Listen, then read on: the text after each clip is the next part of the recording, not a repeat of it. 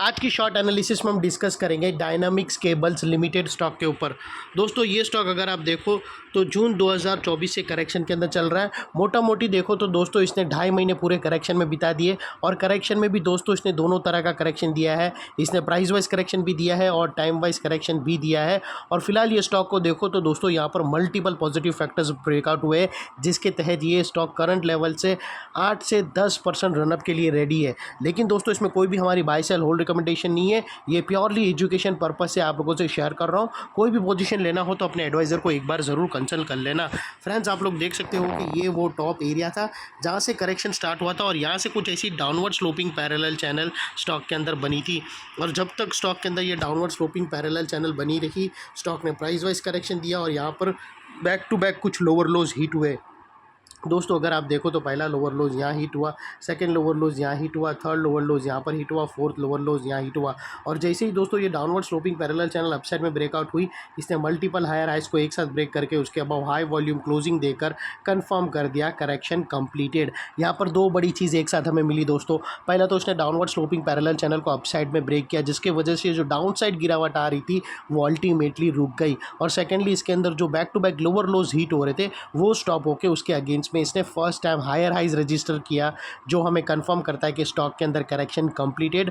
यहाँ पर बॉटम लग चुकी है, ट्रेंड इसका चेंज हो चुका है, करेक्शन का ट्रेंड बाई साइड पर शिफ्ट हो चुका है। अनलेस एंड अनटिल यहाँ पर कोई नई लोअर लोज ना मिले या फिर पुराने लोअर लोज के नीचे क्लोजिंग ना मिले, तब तक हम यही मानकर चलेंगे कि स्टॉक के अंदर बॉटम लग गई है और करेक्शन कंप्लीटेड। और दोस्तों बात कर लेते हैं डाइवर्शन की। तो दोस्तों अगर मैं आप लोगों को MACD डालकर दिखाऊं तो यहाँ पर आप लोगों को डाइवर्शन मिलेगा। दोस्तों प्राइस एक्शन की जो लोअर लो स्विंग देखो तो यहाँ पर आपको डाउन साइड पे टिल्ट होते हुए मिलेंगे। और वही दोस्तों MACD की ऑसिलेशन देखो तो वो एक साइड पे फ्लैट है और यहाँ से हमें ब्रेकआउट मिला है जो स्टॉक के अंदर एक अपसाइड मोमेंटम पंप करेगा। ये था हिडन डाइवर्शन। और दोस्तों बात कर लेते हैं चार्ट पैटर्न की। तो दोस्तों अगर आप देखो तो यहाँ पर हमें एक ज़बरदस्त ट्रायंगुलर चार्ट पैटर्न ब्रेकआउट होते हुए मिली है। और दोस्तों ये जो ट्रायंगुलर चार्ट पैटर्न है वो बेहतरीन रिवर्सल चार्ट पैटर्न है, उसकी एक्यूरेसी 70 से 80% होती है। और यहाँ से वो क्लियरली हाई वॉल्यूम के साथ ब्रेकआउट हुई है। और ये जो इनसाइड रेंज है ट्रायंगुलर चार्ट पैटर्न की दोस्तों, ये तकरीबन 8 से 12% की है, जो यहाँ से ब्रेकआउट होने के बाद अपसाइड सस्टेन मूव स्टार्ट हुआ तो 8 to 10% तक रनअप देंगी। और वो लिहाज से दोस्तों स्टॉक का जो फर्स्ट टारगेट निकल कर आता है वो 620 रुपीज़ का आता है। और उसके बाद भी अगर और भी फॉलोअप बाइंग आई तो फिर दोस्तों स्टॉक का जो सेकंड टारगेट निकल कर आता है वो तकरीबन 650 के आसपास भी आता है।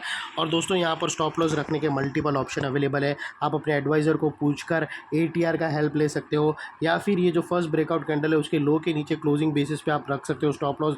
और आपका रिस्क टू रिवॉर्ड रेशियो भी देखने जाओ तो एटलीस्ट 1:2 भी आराम से बन रहा है दोस्तों। ये आपका रिस्क टू रिवॉर्ड रेशियो रहेगा जो एटलीस्ट 1:2 के आसपास आराम से फॉलो हो रहा है। और सेकेंडली दोस्तों नेकलाइन के पास का ये एरिया बहुत ही इंपॉर्टेंट है, क्योंकि अगर आप देखो तो मल्टीपल पॉजिटिव फैक्टर्स यहाँ पर ब्रेकआउट होते हुए मिले।